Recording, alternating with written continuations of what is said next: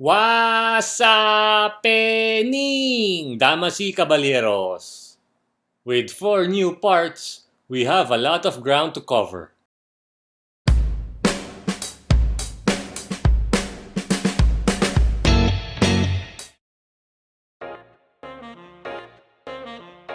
After Curse, it's the second defense type ring. Variant shape is kind of circular that has 12 prominent spikes, which makes it more of an attack ring. First, let's compare its weight against other right spin Superking rings. First is already the current lightest one. Curse's weight is below the norm. Imperial is the current heaviest one. Variant is even lighter than first, which is not a good sign at all. Second, let's check its burst resistance. Like other Superking rings except for glide, it exposes the chassis teeth at a normal height, which gives it good burst resistance. Here's glide for comparison. Notice how the 1S chassis teeth is at the same level as its chippo. Third, let's test its attack power. It can knock off Phoenix's dead armor more times than not. It also generates a decent amount of recoil to push it back, which makes it actually not that bad for attack. Fourth, let's test its defense. It gets easily tossed around due to its weight or lack thereof.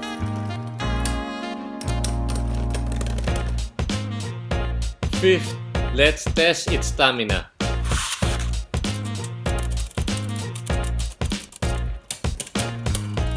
The combination of its shape and being lightweight reflects in this result. To view the full 10-round battles, please go to the topmost pinned comment in the comment section. Sixth, let's test its spin equalizing performance. Due to its design, the sharp tip spikes makes less contact with its opponent's layer and or disc, which leads to this result. Sparking chips like Hyperion, Helios, Ragnarok, Valkyrie, Fafnir, Longinus, Dragon, and Solomon all have removable chip cores.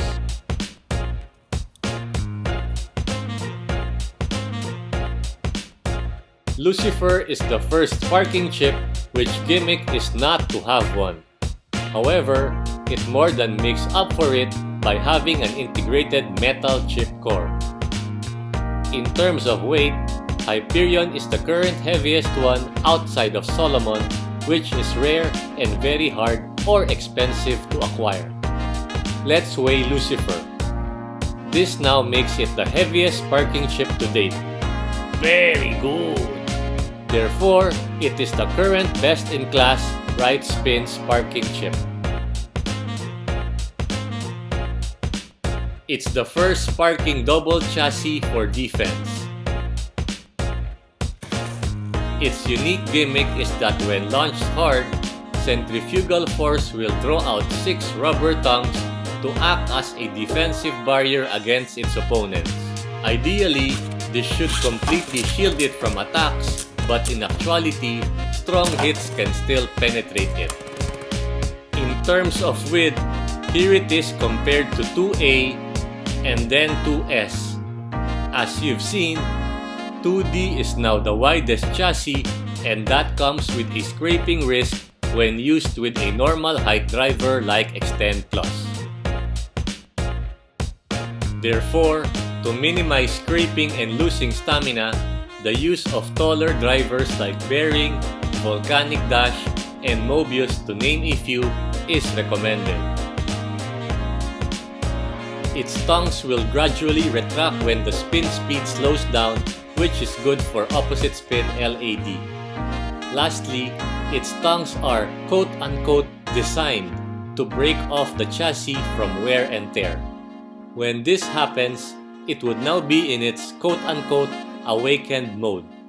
Because this process will take a significant amount of time, an update to this review will be published once this copy has been awakened. Note that this will be a pure chassis test, therefore, no rings will be connected to it. First, let's get its weight and compare it with the current heaviest chassis. 1A is the current heaviest. 2S comes in next. From this result, 2D is now the current heaviest one. Very nice! Second, let's test its attack power. Its attack power or lack thereof is a no-brainer considering its defensive-centric design. Third, let's test its defense. Although it deflected the initial attacks of Judgment Diabolos, one hit was able to get through for a nasty hit. Also, notice how a major hit severely drains its stamina. Using the tallest height driver in Mobius to lessen the scraping risk,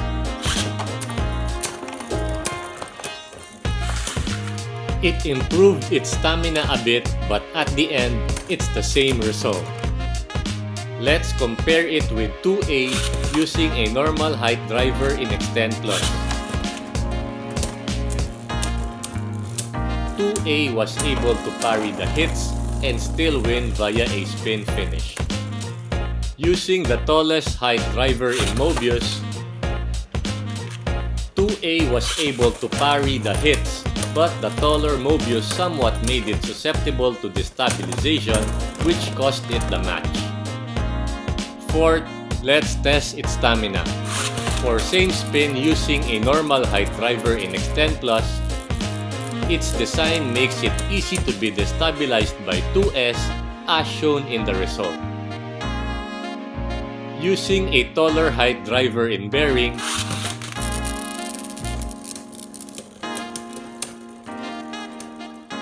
nothing to see here, just move along. For opposite spin using a taller height driver in Bearing, Bearing actually works quite well with it, but note that 2S isn't optimal with Bearing. Against a meta combo using Extend Plus in Stamina mode, it can go toe-to-toe with it as it just lost one round. Not bad. Against the same opponent using Extend Plus in attack mode, this turned the tide and it can no longer hang with Wheel Extend Plus. Against another meta combo using the optimal disc and frame for Bearing, it just did a little bit worse than Extend Plus in Stamina mode.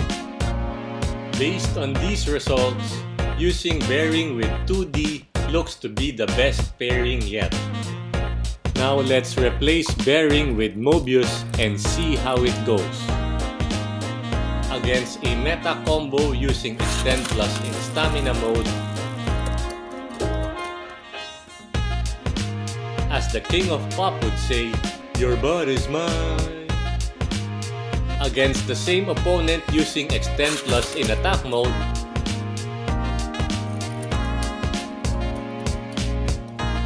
you know it's bad, come on, you know. Against another meta combo using Bearing, and the whole world has to answer right now just to tell you once again, who's bad?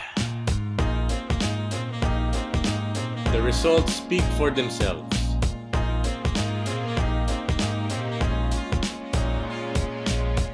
It's a defense-type driver with a flatter underside to keep the combo upright as much as possible.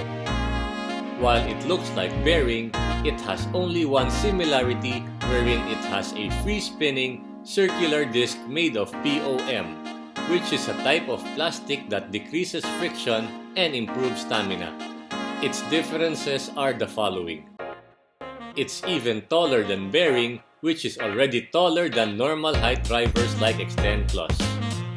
Its circular disc is much flatter and has a built-in mini ball tip compared to bearing's one-piece cone-shaped tip. It has normal spring strength compared to bearing's weak spring strength. Listen.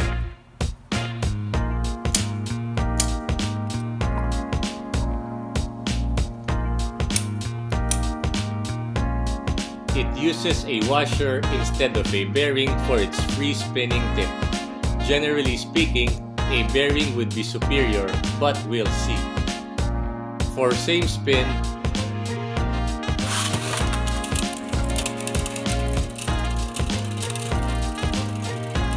this proves that it has poor same spin performance. For left spin versus left spin,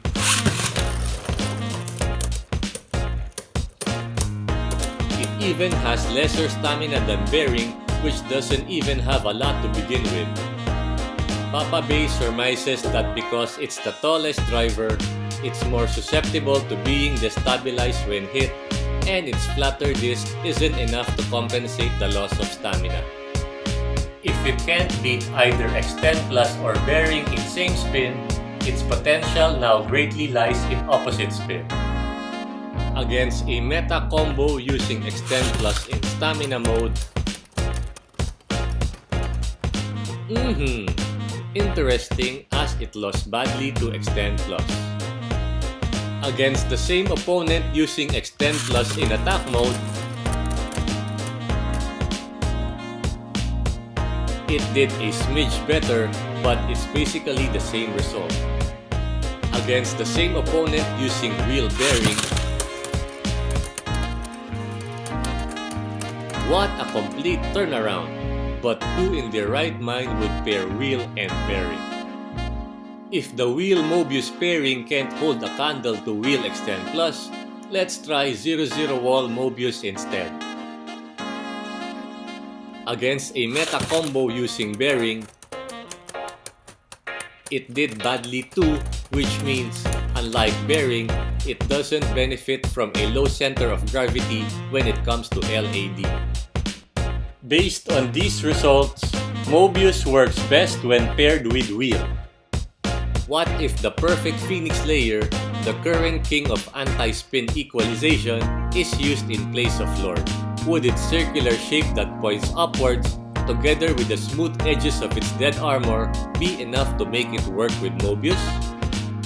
Against a meta combo using Extend Plus in stamina mode, there we go! It did much better, and it can be argued that it's on the same tier as Wheel Extend Plus. Against the same opponent using Extend Plus in attack mode, switching to Extend Plus in attack mode drastically turned the tide. Holy shit! Against a meta combo using bearing,